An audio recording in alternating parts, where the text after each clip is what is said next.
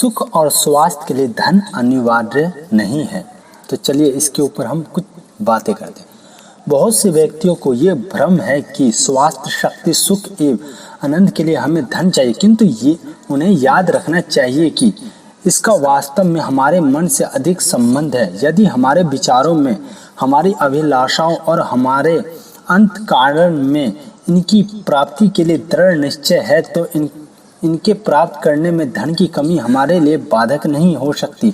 जो गरीब है और स्वास्थ्य तथा सुख का आनंद लुटाना चाहते हैं, उनको अपनी किसी भी अवस्था में ना होना चाहिए। स्वास्थ्य और सुख वह देवी तत्व है जो संसार के विषम और कलुषित वातावरण से बहुत ऊंचे हैं और प्रत्येक जीवन में हम सब इनका आनंद प्राप्त कर सकते हैं। चलिए बात करते हैं रुपए से क्या मिलता है और क्या नहीं। प्रिय पाठक, रुपए से सुंदर स्वादिष्ट पकवान, मिठाइयाँ, बढ़िया भोजन खरीद सकते हो, पर भूख नहीं। भूख ढेर के ढेर रुपए देने पर भी बाजार में नहीं मिलेगी। रुपए से शक्तिवर्धक अनेक पदार्थ, एक से एक चटकीले मन की दवाइयाँ मिलेंगी, पर शक्ति नहीं। शक्ति के लिए आपको परिश्रम का धन व्यय करना होगा। धन से अपना ऐश्वर्यशाली बन सकेंगे, पर सच्चा आनंद और शांति कभी ना मिले सकेगी। रुपए से चश्मा मिलेगा पर दृष्टि नहीं, कोमल सह मिलेगी पर निद्रा नहीं, निस्तावधता मिलेगी पर हार्दिक संतोष नहीं, अलंकार मिल सकेंगे पर सौंदर्य नहीं, विद्या मिलेगी पर विवेक नहीं, नौकर मिल सकते हैं पर सच्ची सेवा नहीं, संगी साथी अनेक इकट्ठे हो जाएंगे पर सच्चे मित्र नहीं, ठाकुर सुहाती बातें खूब मिलेगी पर प्रेम नहीं। संसार की उत्तम वस्तुएं प्राय बिना रुपए पैसे के ही प्राप्त हुआ करती है। दुनिया में ऐसे कोई माप नहीं कि जिससे आनंद, स्वास्थ्य, विवेक, प्रेम, निद्रा, शांति और शक्ति इत्यादि देवी तत्वों का मूल्य आंका जा सके। जिनको स्वास्थ्य और सुख की आवश्यकता है, उन्हें यह जानना चाहिए कि इनकी प्राप्ति के लिए हमें विशेष रूप से इन पदार्थों की आवश्यकता है। सादा भोजन, स्वच्छ वायु और पर्याप्त प्रकाश, प्रसन्नता, सदाचार, व्यायाम। भोजन के पदार्थ ताजे और निर्दोष होने चाहिए। उनके बनने में पूर्ण रुचि और स्नेह का प्रयोग करना चाहिए। भोजन का उपयोगी होना मिर्च मसालों पर उतना निर्भर नहीं जितना बनाने और तैयार करने पर निर्भर। यदि विधि पूर्वक बनाया जाए तो भोजन उत्तम बनता है और पेट भर खाया जा सकता है। शाक भाजी, हरी तरकारियां हमारे स्वास्थ्य के घी मक्खन से कहीं अधिक लाभ पहुंचाते हैं।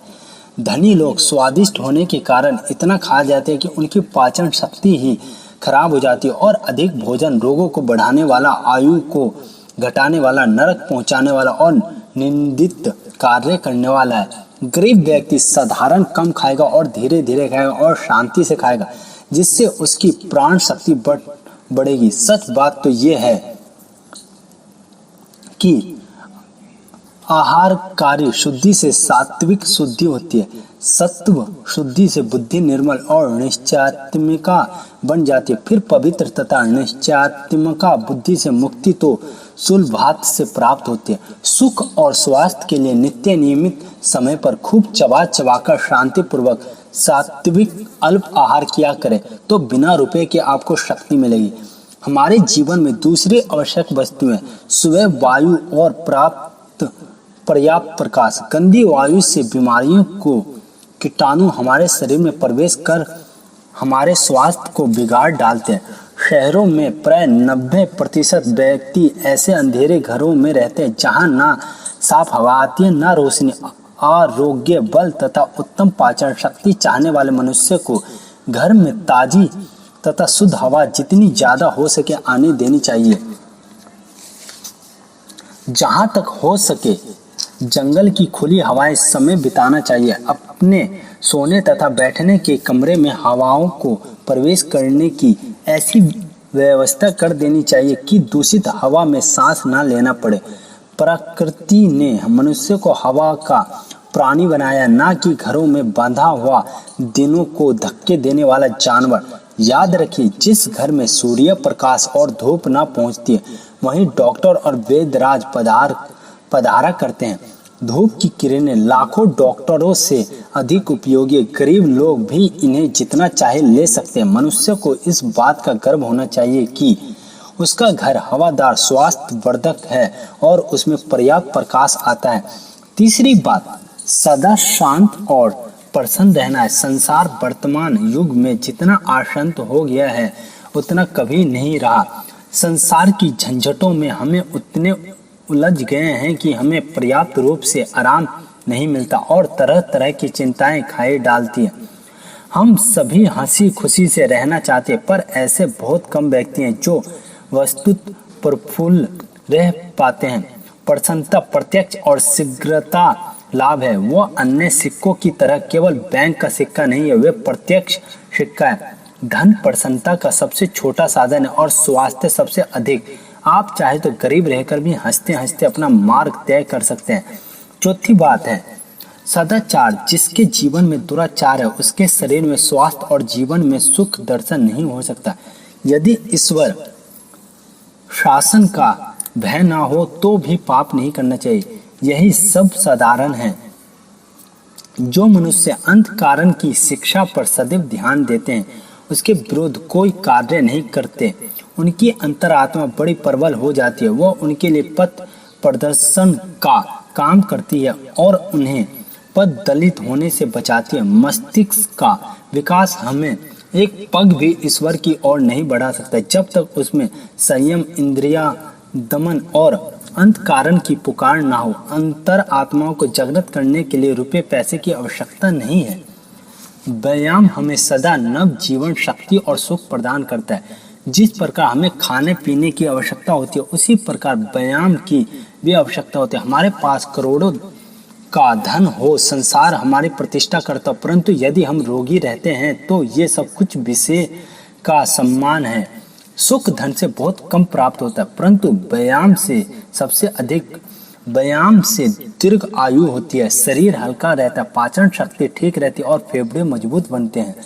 व्यायाम से मन निरोग और निर्विकार और पुष्ट बनता है।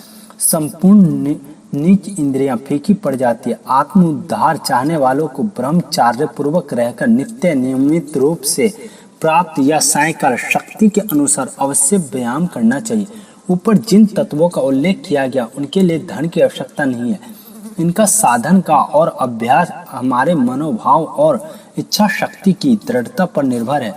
इनमें से कोई बात ऐसी नहीं जिसके लिए हम अपनी जीवन की निर्धनता के कारण असमर्थ हो। स्वास्थ्य और शक्ति प्राप्त करने के केवल अपने ऊपर निर्भर है। जो स्वास्थ्य चाहते हैं, सुख की कामना करते हैं, उनको चाहिए कि रुपए पैसे का पीछा करना छोड़ और उन साधनों का जानने का प्रयत्न करें जो हमें ऊंचा उठाने वाले हैं। इसके लिए उन्हें प्राचीन ऋषियों के बनाए हुए सत्य का अवलंबन करना चाहिए। प्रकृति माता की शरण में जाना चाहिए। रात दिन रुपए चिल्लाने के स्थान पर जीवन का प्रकृत तत्व क्या है, वह किन बातों से उन्नत, विकसित और प्रौढ़ बनता है, ये जानने चाहिए। मेरा विश्वास है कि गरीब, निर्धनता, ऊंचाई, गहराई कोई भी हमें ईश्वर प्रदत्त स्वास्थ्य से, सुख से दूर नहीं रख सकती। अनंत जीवन से हमारी एकता है। हम और परमपिता एक हैं। हम और भाग्य के गुलाम नहीं हैं, बल्कि उसका संचालन करने वाले हैं। हम उसके स्वामी हैं। प्रिय पाठक, अपनी अपनी आत्मा को सत्य को पहचानिए। वह सत्य आपको धन की क्षुद्रता से मुक्त कर देगा।